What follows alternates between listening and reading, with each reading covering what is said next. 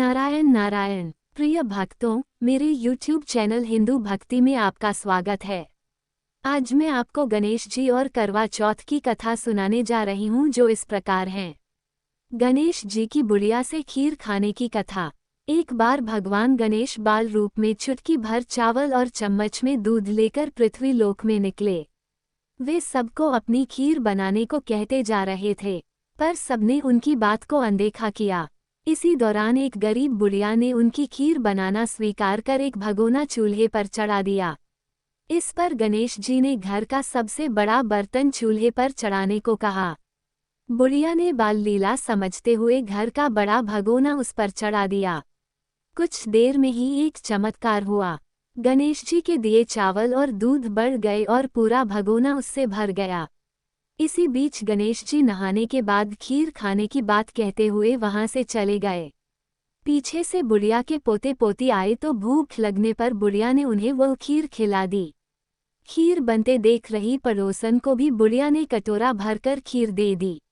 बेटे की बहू ने भी चुपके से एक कटोरा खीर खाने के साथ एक कटोरा खीर छिपा दी। आजा रे गणेशिया, खीर खा ले। इसके बाद भूख लगी तो बुढ़िया ने भी खाने के लिए खीर हाथ में ले ली और बोली, आजा रे गणेशिया, खीर खा ले। तभी गणेश जी वहां पहुंच गए और बोले कि मैंने तो खीर पहले ही खा ली। जब बुढ़िया ने पूछा कि कब खाई तो वे बोले कि जब तेरे पोते पोती, पड़ोसन व बहू ने खाई तभी मेरा पेट भर गया। इसके बाद जब बुढ़िया ने बाकी बची खीर के उपयोग के बारे में पूछा तो गणेश जी ने उसे नगर में बांटने को कहा। जब बुढ़िया ने खीर बांटी तो राजा को भी इसका पता लग गया। इस पर उसने बुढ़िया को अपने दरबार में बुला लिया। सारा माजरा जानकर उसने बुढ़िया का खीर का भगोना अपने पास मंगा लिया। पर राजा के महल में जैसे ही वो पहुंचा तो उसमें कीड़े मकोड़े व जहरीले जानवर गिर गए। ये देख राजा ने वह बर्तन वापस बुढ़िया को दे दिया, जो उसके घर ले जाते ही वापस पहले जैसा हो गया। इसके बाद बुढ़िया ने फिर गणेश जी से बची हुई खीर के उपयोग के बारे में पूछा तो उन्होंने झोपड़ी के कोने में गाड़ देने को कहा। ऐसा कर बुढ़िया रात को सो गई और गणेश जी उसकी झोपड़ी को लात मारते हुए अंतर्ध्यान हो गए। अगले दिन जब बुढ़िया उठी तो उसे अपनी झोपड़ी महल में बदली हुई और खीर के बर्तन सोने जवाहरातों से भरे मिले। गणेश जी की कृपा जानकर बुढ़िया काफी प्रसन्न हो गई। हे गणेश जी महाराज, आपने जैसा फल बुढ़िया को दिया वैसा सबको देना। कथा कहने वाले व हुंकार भरने वाले और आसपास के सुनने वाले सबके भंडारे भरे रखना। करवा चौथ की कथा। 7 भाई थे, उनके एक बहन थी। सभी भाई अपनी बहन से बहुत प्यार करते थे और हमेशा उसके साथ ही खाना खाते थे। जब बहन की शादी हो गई तो बहन ने करवा चौथ का व्रत किया। सभी भाई शाम को खाना खाने बैठे तो अपनी बहन को खाने के लिए बुलाया। तब बहन ने कहा कि आज मेरे चौथ माता का व्रत है। तब भाइयों ने सोचा कि चांद पता नहीं कब तक उदय होगा, अपनी बहन तो भूखी है। उन सब ने उपाय सोचा और पहाड़ पर जाकर आग जलाई और उसके आगे चालनी लगाकर चांद बना दिया और बोले कि बहन चांद उगाया।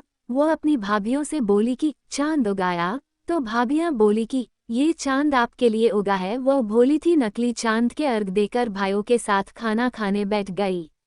उसने जैसे ही पहला ग्रास तोड़ा तो उसमें बाल आ गया। दूसरा तोड़ा, इतने में उसके ससुराल से बुलावा आ गया कि लड़की को तुरंत ससुराल भेजो। जब माँ ने बेटी को विदा करने के लिए कपड़ों का बक्सा खोला तो उसमें भी सबसे पहले काला कपड़ा ही निकला। तब माँ बहुत डर गई। उसने अपनी बेटी को एक चांदी का सिक्का देते हुए कहा कि तुझे रास्ते में जो भी मिले उसके पैर छूती जाना और जो तुझे सुहागन होने का आशीर्वाद दे उसे ये सिक्का दे देना और अपने पल्लू पर गांठ बांध लेना। वो पूरे रास्ते ऐसा ही करती गई, पर किसी ने उसे सुहागन होने का आशीर्वाद नहीं दिया। जब वो अपने ससुराल पहुंची तो बाहर उसकी जेठूती खेल रही थी। उसने उसके पैर छुए तो उसने सदा सुहागन का आशीर्वाद दिया। तो उसने सिक्का जेठूती को दिया और पल्लू पर गांठ बांध ली। जब घर के अंदर गई तो देखा कि उसका पति मरा पड़ा है। जब उसके पति को जलाने के लिए ले जाने लगे तो उसने नहीं ले जाने दिया। तब सबने कहा कि गांव में लाश नहीं रहने देंगे, तो गांव के बाहर एक झोपड़ी बना दी। वो उसमें रहने लगी और अपने पति की सेवा करने लगी। रोज घर से बच्चे उसे खाना दे जाते। कुछ समय बाद माघ की चौथ आई तो उसने व्रत किया। रात को चौथ माता गाजती गरजती आई तो उसने माता के पैर पकड़ लिए।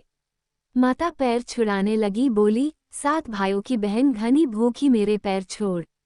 जब उसने पैर नहीं छोड़े तो चौथ माता बोली कि मैं कुछ नहीं कर सकती, मेरे से बड़ी बैशाख की चौथ आएगी, उसके पैर पकड़ना। कुछ समय बाद बैशाख की चौथ आई तो उसने कहा कि मैं कुछ नहीं कर सकती, मेरे से बड़ी भादवे की चौथ आएगी, उसके पैर पकड़ना। जब भादवे की चौथ आई तो उसने भी यही कहा कि मैं कुछ नहीं कर सकती, मेरे से बड़ी कार्तिक चौथ है, वो ही तेरे पति को जीवन दे सकती है, लेकिन वो तेरे से सुहाग का सामान मांगेगी तो तू वो सब तैयार रखना, लेकिन मैंने तुझे ये सब बताया है, ऐसा मत कहना। जब कार्तिक चौथ आई तो उसने अपने पति के लिए व्रत रखा। रात को चौथ माता आई तो उसने पैर पकड़ लिए तो माता बोली, 7 भाइयों की लाडली बहन घनी भूखी घनी तिसाई पापिनी मेरे पैर छोड़। तब वो बोली कि माता मेरे से भूल हो गई, मुझे माफ कर दो और मेरे पति को जीवन दान दो। जब उसने माता के पैर नहीं छोड़े तो माता बोली कि ठीक है, जो सामान मैं मांगू वो मुझे लाकर दे। माता ने जो सामान मांगा वो उसने लाकर दे दिया। तब चौथ माता बोली कि तुझे ये सब किसने बताया? वो बोली कि माता मैं इस जंगल में अकेली रहती हूँ, मुझे ये सब बताने यहाँ कौन आएगा। चौथ माता ने मांग में से सिंदूर लिया, आँख में से काजल व चितली अंगुली से मेहंदी निकालकर उसके पति के छिटा तो उसका पति जीवित हो गया। माता ने उसके पति को जीवित कर दिया और सदा सुहागन का आशीर्वाद दिया। सुबह बच्चे जब खाना लेकर आए तो अपने चाचा को जीवित पाया। दौड़कर घर गए और सबको बताया कि चाचा जीवित हो गए। सब लोग वहां गए तो देखा कि बच्चे सच कह रहे हैं। अपने बेटे को जीवित देखकर सास बहू के पैर पड़ने लगी तो बहू बोली, सासू जी आप ये क्या कर रही हैं? मैंने कुछ नहीं किया, ये तो चौथ माता ने किया है। हे चौथ माता, जैसे उसको सुहाग दिया वैसे सभी को देना। हमें उम्मीद है हमारे द्वारा दी गई जानकारी आपको पसंद आई होगी। अगर आपको ये जानकारी पसंद आई है तो चैनल को सब्सक्राइब, लाइक और शेयर जरूर करें। ऐसे ही व्रत कथा जानकारी के लिए जुड़े रहें मेरे YouTube चैनल हिंदू भक्ति के साथ।